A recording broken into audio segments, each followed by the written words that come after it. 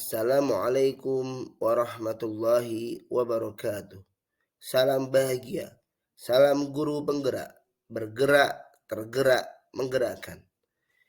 Di sini nama saya Rahmat Misbahul Hakim.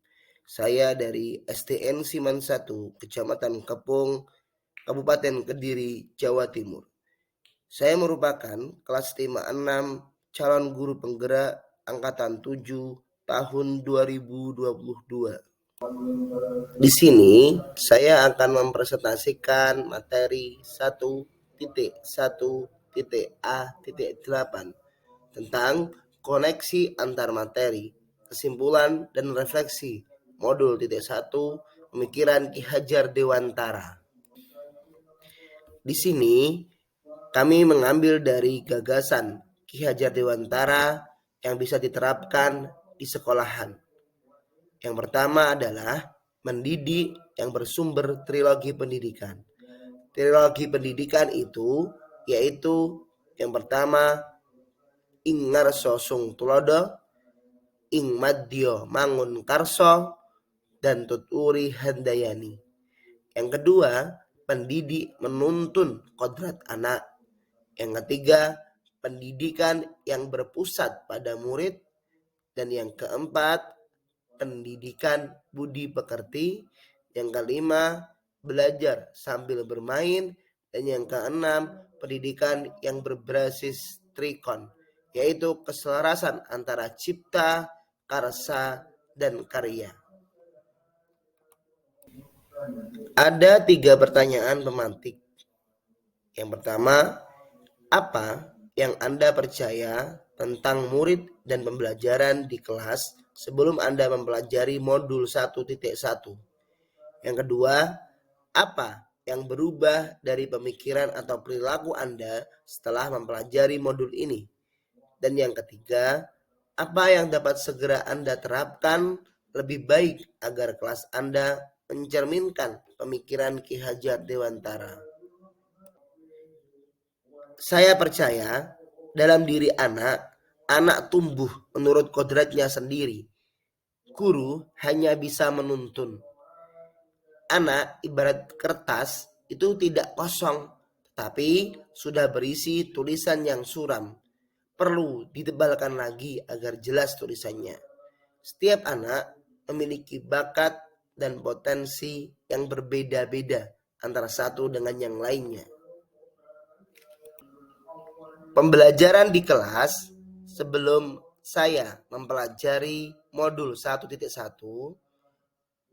yaitu yang pertama, dominasi pembelajaran hanya pada guru, siswa hanya sebagai objek saja. Yang kedua, pembelajaran terfokus pada ketercapaian materi. Guru hanya menuntut, bukan menuntun. Yang ketiga, guru kurang memahami karakteristik anak karena belum belajar tentang kodrat anak. Yang keempat, tidak ada bermain di dalam pembelajaran. Yang ada hanyalah fokus pada pelajaran dan terkesan cenderung kaku. Yang kelima, metode pembelajaran kurang menarik, monoton. Yang keenam, tidak memikirkan keselarasan antara cipta, rasa, karya, karsa atau budi pekerti dalam pendidikan. Sesudah mempelajari modul 1, ada beberapa pemikiran atau gagasan Ki Hajar Dewantara yang bisa terapkan di dalam kelas. Sehingga nantinya perlu ada perubahan yang positif ke arah lebih baik. Yang pertama, yaitu kita menerapkan tentang trilogi pendidikan di dalam pembelajaran di kelas. Apa itu trilogi pendidikan? Yaitu ing ngarso sung tulodo, ing madya mangun karso, tuturi handayani. Dan yang kedua, guru sebagai fasilitator. Yang ketiga, berhamba pada anak. Yang keempat, di dalam pembelajaran kita harus sambil bermain.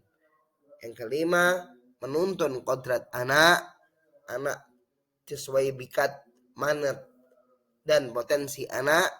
Yang keenam adalah pendidikan budi pekerti atau keselarasan antara cipta, karya, karsa yang akan disampaikan kepada anak sehingga anak bisa menerapkan budi pekerti dengan baik, bersikap sopan santun di dalam kelas. Setelah kita mengambil pemikiran atau gagasan Ki Hajar Dewantara dan menerapkannya di kelas, maka diharapkan di dalam kelas ada perubahan-perubahan, yaitu yang pertama, merdeka belajar.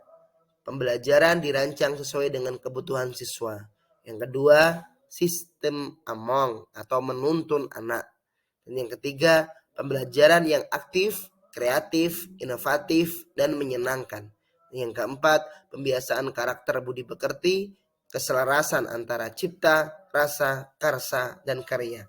Dan yang kelima, melatih keterampilan ke abad 21. Karena anak-anak akan dihadapkan dengan tantangan globalisasi dan tantangan abad 21. Kesimpulan yang bisa diperoleh dari pemaparan yang sudah kami sampaikan tadi, yaitu anak itu ibarat bukan kertas kosong, namun sudah berisi tulisan-tulisan tetapi masih suram, perlu ditebalkan. Maksudnya adalah di sini guru berperan untuk menuntun, memfasilitasi peserta didik dengan sepenuh hati agar bisa mengembangkan potensi, bakat, minat siswa yang sudah dimiliki sejak dini. Kemudian peserta didik atau guru itu tidak hanya menuntut ilmu pengetahuan saja, akan tetapi bagaimana guru itu bisa menuntun budi pekerti yang baik kepada peserta didik atau siswa, sehingga mendidik itu perlu kodrat anak. Artinya guru itu harus tahu bagaimana kodrat anak sehingga bisa menuntun untuk memberikan budi pekerti yang baik sehingga siswa bisa melaksanakan budi pekerti ini dalam kehidupan sehari-hari, tidak hanya di sekolah, akan tetapi dalam kehidupan sehari-hari di luar sekolah. Semoga dengan menerapkan pemikiran Ki Hajar Dewantara dapat mencetak dan mewujudkan generasi yang merdeka sehingga menjadi siswa yang bertakwa, baik siswa yang berbudi luhur, siap menghadapi tantangan global, tantangan abad 21. Demikian pemaparan dari saya. Mohon maaf ada kesalahan dalam bertutur kata. Tetap semangat dan belajar, selalu belajar. Assalamualaikum warahmatullahi wabarakatuh. Salam bahagia, salam guru penggerak, bergerak, tergerak, menggerakkan.